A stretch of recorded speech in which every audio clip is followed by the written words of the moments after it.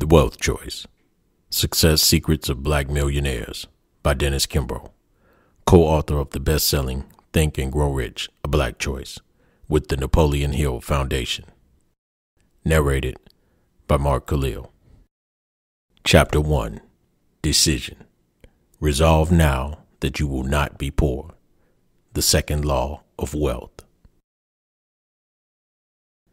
The greatest of evils and the worst of crimes is poverty. Our first duty, a duty to which every other consideration should be sacrificed, is not to be poor. George Bernard Shaw. The Wealth Choice began years ago as scribbles on scraps of paper before morphing into a PowerPoint lecture that I used in an MBA class. From there, with the help of the U.S. Census Bureau, Federal Reserve, and U.S. Trust survey data, I developed a one-page questionnaire for my survey participants. I tried to make the pool of respondents as authoritative, comprehensive, and objective as humanly possible, given the constantly shifting ground beneath the data. I do recognize, however, that no matter how rigorous the research, any respondent list is but a snapshot in time. My goal was to move beyond anecdotes of crucial career events and wise money moves and highlight the underlying factors that spell financial success. What emerged was a surprising set of habits and disciplines from a diverse body of people. At this point, I had the material collated by industry, gender, and net worth. This project eventually grew into bound pages of notes that begged for empirical qualitative analysis. Based on an 18-page, 118-question survey, as well as crates of data, endless coding, personal interviews, and focus groups, I was able to piece together a composite picture of Black America's wealthiest, the top 1% of wage earners, that flies in the face of conventional wisdom.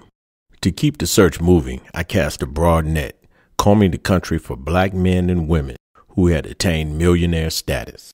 Since the goal of this research was to secure at least 1,000 responses, a significant statistical representation, I collected names and data from many sources and utilized a network of professional associations and organizations. Individual surveys were confidential, held in complete anonymity, and reported in aggregate form only.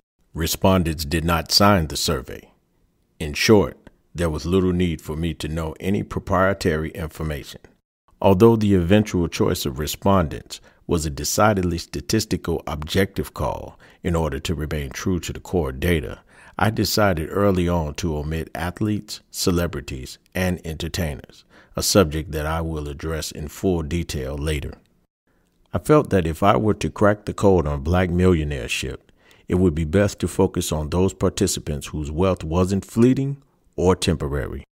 This book is not about conspicuous consumption or high-tech bling. Instead, I chose to focus on the types of personal choices and decisions that are informed and driven by specific values. When all was said and done, the project required not only 7 years of random face-to-face interviewing, crunching numbers, and countless computer runs, but ongoing field research and the subsequent write-up as well. Clearly, I had touched a nerve. It turns out that the respondents, even high net worth candidates, those with in excess of $5 million, wanted to think about, learn about, and talk about what this group of men and women know that others do not. I spoke directly with 3 of Black America's 5 billionaires and darn near 500 millionaires, not to mention their handlers.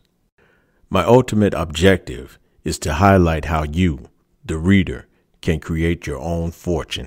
It would be of little to no use to discover that your relationship with your parents or your childhood experiences fail to match some standard millionaire's profile. More important are the segments of the equation you can control, namely the habits and strategies that you can emulate. To this end, the final chapter offers a chance for a bit of self-assessment. Armed with the knowledge that self-made millionaires display a tendency towards certain character traits and adhere to the laws of wealth, you can strive to correct any shortcomings and strengthen those traits within your own personality. What distinguishes the haves from the have-nots are not key connections, superior intelligence, or wealthy parents, although those advantages seldom hurt, but rather the 9 disciplines discussed in this book. The affluent African American is not the son or daughter of the boss, nor is he or she likely to feature an IQ in the 99th percentile. The vast majority of black millionaires profiled in this study began their careers like most others, with a solid education, tons of ambition, and precious little relevant experience. Like accumulating compound interest, these men and women achieve financial success slowly and consistently. The story of how black men and women became millionaires and how that event influenced their lives takes nothing away from the mystery that surrounds the rich, but it does offer a lesson. These individuals did not necessarily set out to achieve material success. They just worked hard in a field in which they could apply their talents and gifts. Before they knew it, they were standing in a pool of liquid gold, or, as one respondent shared, "I've heard that money changes you. That's why, though I am grateful for the blessings of wealth, it hasn't changed who I am. My feet are still on the ground. I'm just wearing better shoes."